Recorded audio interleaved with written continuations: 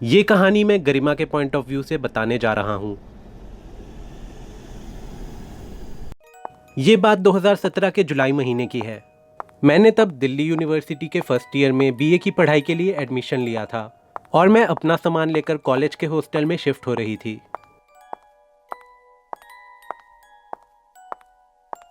जब मैं हॉस्टल की वार्डन मिस जूली से मिली तो उन्होंने मुझे हॉस्टल के सारे रूल्स एंड रेगुलेशन समझा दिए। फिर कुछ पेपर्स पर साइन कराने के बाद वार्डन मुझे मेरा रूम दिखाने ले गई।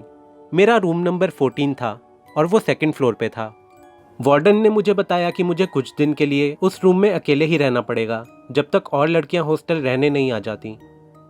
उसके बाद वार्डन ने मुझे मेरे रूम की चाबी पकड़ाई और एक बार फिर से रूल्स हमेशा फॉलो करने की बात याद दिलाकर चली गई।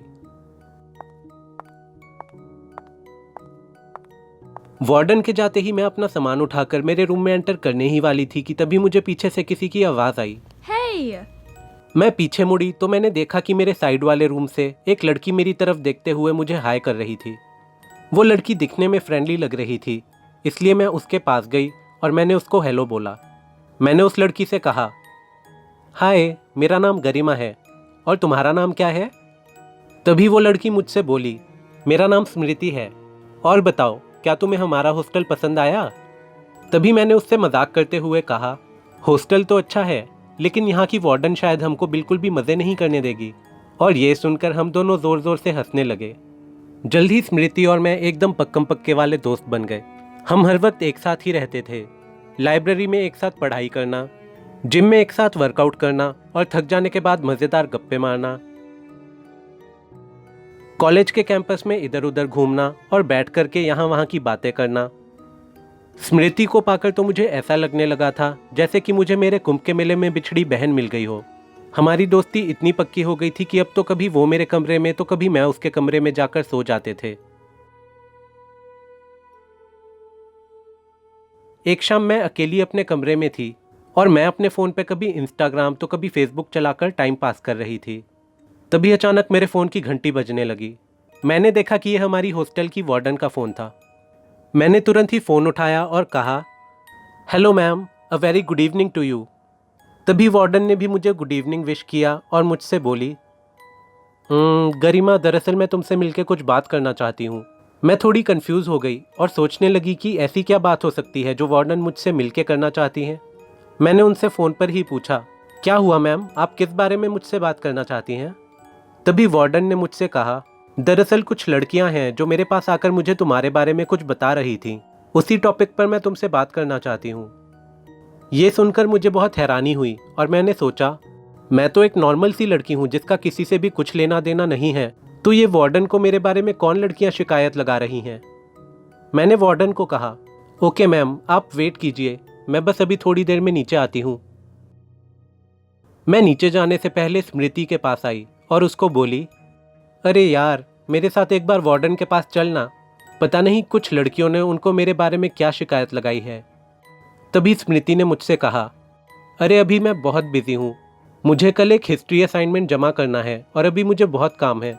ऐसा कर, तू वार्डन से मिल के आ और आकर मुझे भी बताना कि क्या मामला है।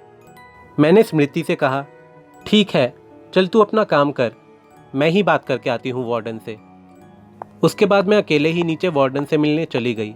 जब मैं वार्डन के पास पहुंची तो उन्होंने मुझसे कहा, आओ गरिमा, मैं तुम्हारा ही वेट कर रही थी, तुमसे एक बहुत इंपॉर्टेंट बात करनी है मुझे।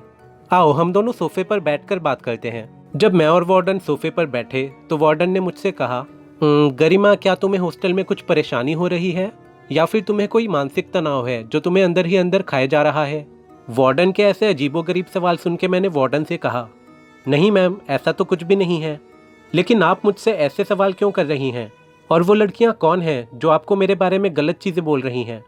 तभी वार्डन ने मुझसे कहा, माफ़ करना, मैं तुम्हें उन लड़कियों का नाम तो नहीं बता सकती, लेकिन उन्होंने तुम्हारे बारे में क्या बोला है वो मैं तुमको बताती हूँ। दरअसल अभी तक 5-6 लड़कियां मुझे आकर बोल चुकी हैं कि तुम जब से यहाँ आई हो तब से तुम एकदम अकेली अकेली रहती हो, तुम किसी से भी बातचीत नहीं करती और हमेशा खुद से ही बातें करती रहती हो। तभी मैंने वार्डन से कहा, ये आप क्या कह रही हैं मैम? हाँ, मैं ज़्यादा किसी से बातें करना पसंद नहीं करती, लेकिन मेरी भी एक दोस्त है। रूम नंबर 13 में जो लड़की रहती है, मैं बस उसी के साथ टाइम स्पेंड करना पसंद करती हूँ और वो मेरी बहुत अच्छी दोस्त है। उसका नाम स्मृति है। वार्डन ने मुझसे कहा, ऐसा तो हो ही नहीं सकता, दैट्स इम्पॉसिबल। मैंने वार्डन से कहा, नहीं मैम, आप खुद चल के स्मृति से पूछ लीजिए, हम दोनों काफ़ी अच्छे दोस्त बन चुके हैं। उसके बाद मैं वार्डन को सेकंड फ्लोर पे स्मृति से मिलाने ले गई। जल्द ही हम दोनों रूम नंबर 13 के बाहर आ गए और मैं दरवाजे पर नॉक करने लगी। मैंने 2 मिनट तक लगातार स्मृति के दरवाजे पर नॉक किया और ज़ोर ज़ोर से उसका नाम भी लिया, लेकिन उसने दरवाज़ा नहीं खोला। मुझे लगने लगा कि कहीं वो वॉशरूम तो नहीं चली गई। लेकिन तभी वार्डन ने मुझसे कहा, मुझे पता था कि कोई भी ये दरवाज़ा नहीं खोलेगा, क्योंकि यहाँ पिछले 2 साल से कोई भी नहीं रहता है। और ऐसा बोलकर वार्डन ने अपनी पॉकेट से एक चाबी निकाली और रूम नंबर 13 का दरवाज़ा खोलने लगी, और अगले ही पल वो दरवाज़ा खुल भी गया। जब हम दोनों अंदर गए तो मैंने देखा कि वो कमरा एकदम खाली था। वहाँ बस एक बेड पड़ा हुआ था और उस कमरे में हर जगह धूल जमी हुई थी और ढेर सारी मकड़ियों के जाले लगे हुए थे। मुझे ये सब देखकर बहुत बड़ा झटका लगा और मेरे दिमाग में अनगिनत सवाल उठने लगे। तभी वार्डन मुझे बोली, अब बताओ गरिमा, कहाँ गई तुम्हारी दोस्त? स्मृति तुम्हारी दोस्त तो क्या किसी की दोस्त नहीं बन सकती, क्योंकि अब वो इस दुनिया में है ही नहीं। 2 साल पहले स्टडीज़ के प्रेशर की वजह से स्मृति ने इस कमरे में सुसाइड कर ली थी और तब से ये कमरा बंद ही है। ये सब सुनकर मैं बहुत शॉक हुई। उसके बाद वार्डन ने वो कमरा वापस बंद कर दिया और उसके दरवाजे पर लॉक लगा दिया। और फिर तभी वार्डन मुझसे बोली, तुम्हें शायद सच में एक साइकाइट्रिस्ट की ज़रूरत है गरिमा। अगर तुम चाहो तो मैं तुम्हारी मीटिंग एक अच्छे साइकाइट्रिस्ट से फिक्स करा सकती हूँ। मैंने वार्डन को कहा, नहीं मैम, थैंक यू, आपको ऐसा करने की ज़रूरत नहीं है। भले ही आप मेरी बात पर यकीन करें या ना करें, मैंने आपको सब कुछ एकदम सच बताया है। उसके बाद वार्डन ने मुझे अपनी दुखी नज़रों से एक बार देखा और वो वहाँ से चली गई। मैं भी अपने कमरे में आकर बिस्तर पर लेट गई और स्मृति के बारे में बहुत देर तक सोचती रही। धीरे धीरे मुझे कुछ ऐसी चीज़ें याद आने लगी जिनका होना मुझे अब समझ आने लगा था। अब मुझे समझ आया कि जब भी मैं कहीं बाहर जाके स्मृति से बातें किया करती थी, तब क्यों मेरे आसपास के लोग मुझे अजीब तरह से देखा करते थे। दरअसल वो स्मृति की आत्मा थी जो सिर्फ मुझे दिखाई और सुनाई देती थी, और बाकी सभी लोगों को लगता था कि मैं एक सरफिरी लड़की हूँ जो खुद से ही हर समय बातें करती रहती है। उस रात के बाद मैंने गर्ल्स हॉस्टल छोड़ दिया और जाकर एक रेंटेड फ्लैट में रहने लगी। आज उस बात को 4 साल हो चुके हैं और मेरा कॉलेज ख़त्म हो चुका है।